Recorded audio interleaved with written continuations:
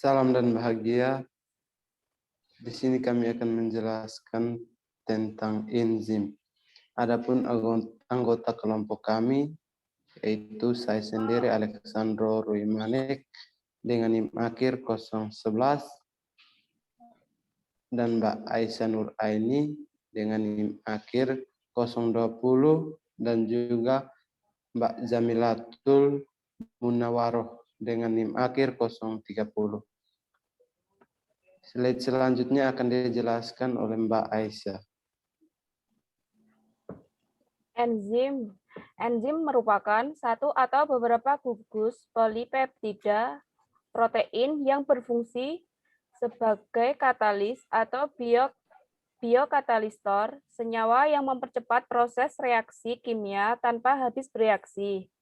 Enzim ini bekerja dengan cara menempel pada permukaan molekul zat-zat yang bereaksi, dengan demikian mempercepat proses reaksi.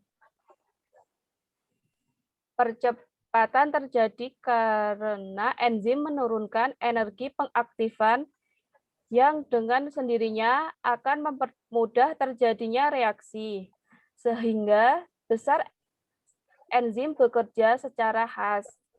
Sebagian besar enzim bekerja secara khas, yang artinya setiap jenis enzim hanya dapat bekerja pada satu macam senyawa atau reaksi kimia.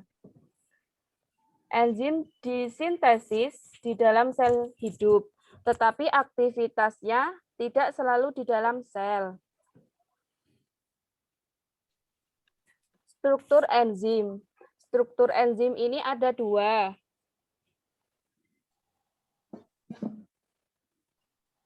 Yang pertama, enzim protein sederhana. Yang kedua, enzim protein konjungsi.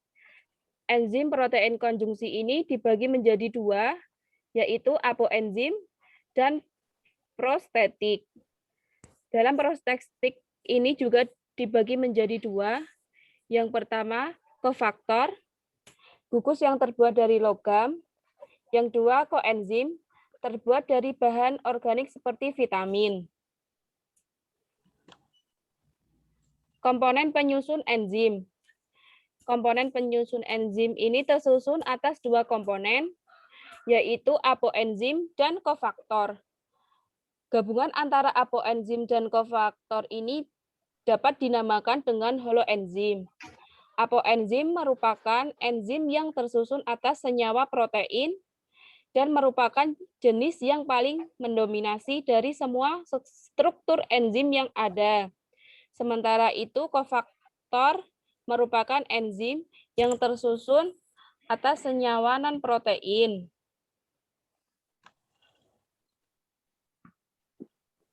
Kofaktor enzim.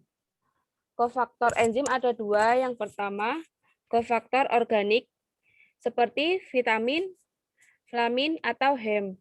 Yang kedua, kofaktor anorganik seperti ion-ion tembaga, magnesium, dan mangan. Kofaktor organik ini dapat dibedakan lagi menjadi dua, yaitu koenzim dan gugus prostetik. Koenzim merupakan gugus yang ikatannya tidak kuat dan mudah untuk didialisis. Tugasnya untuk memindahkan zat kimia dari satu enzim ke enzim yang lain. Contohnya FADH, NADH, dan vitamin B. Sementara itu, gugus prostetik adalah gugus yang terikat kuat pada enzim dan tidak mudah terurai dalam larutan.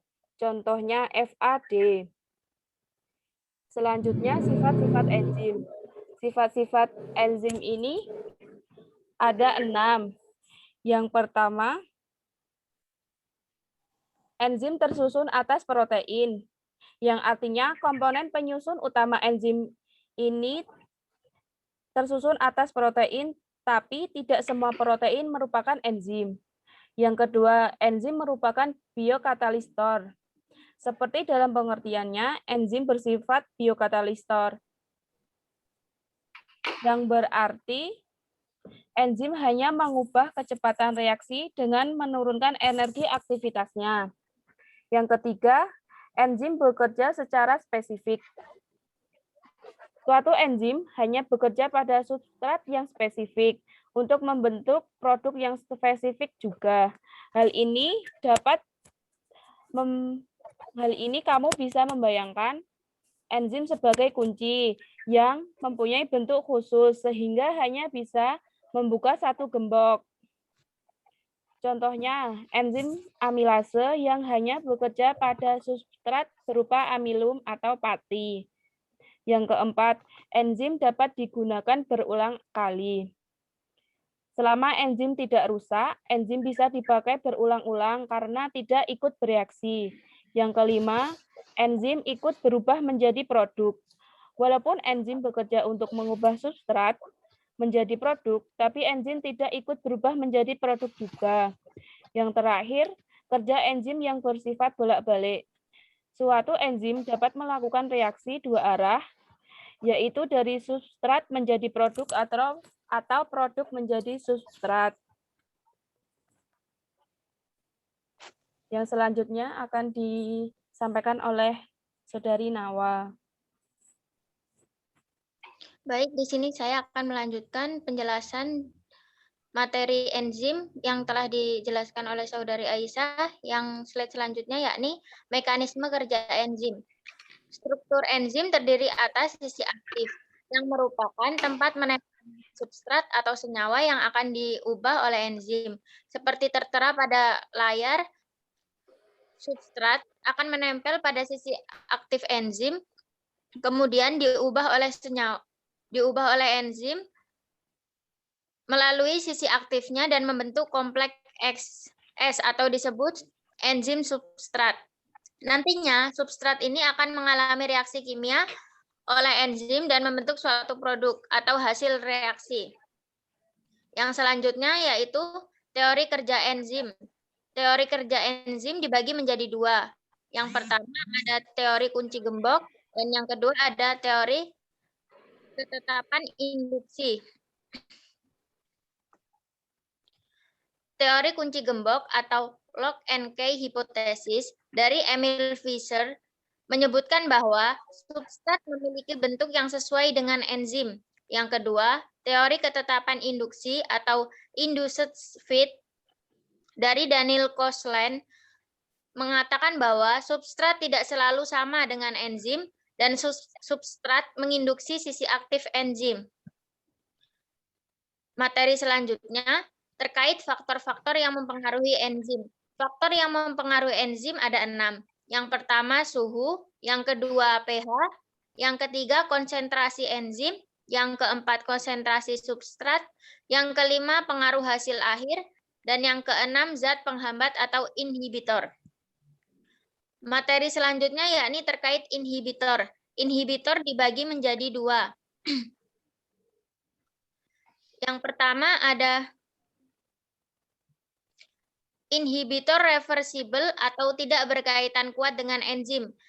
Inhibitor reversible dibagi menjadi dua, yakni inhibitor kompetitif berkaitan pada sisi aktif dan inhibitor non-kompetitif yang berkaitan bukan pada sisi aktif. Yang kemudian ada inhibitor irreversible dan dibagi menjadi dua. Berikatan dengan sifat aktif enzim secara kuat sehingga tidak dapat terlepas dan enzim menjadi tidak aktif dan tidak dapat kembali seperti semula. Yang selanjutnya penamaan enzim.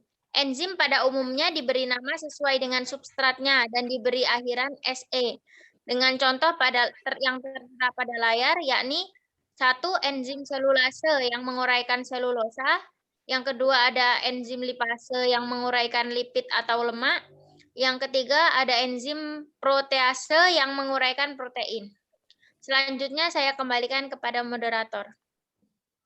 Baik, terima kasih kepada Mbak Nawa dan Mbak Aisyah yang telah menjelaskan materi. Sekian penjelasan dari kami, atas perhatian disampaikan. Terima kasih. Salam dan bahagia.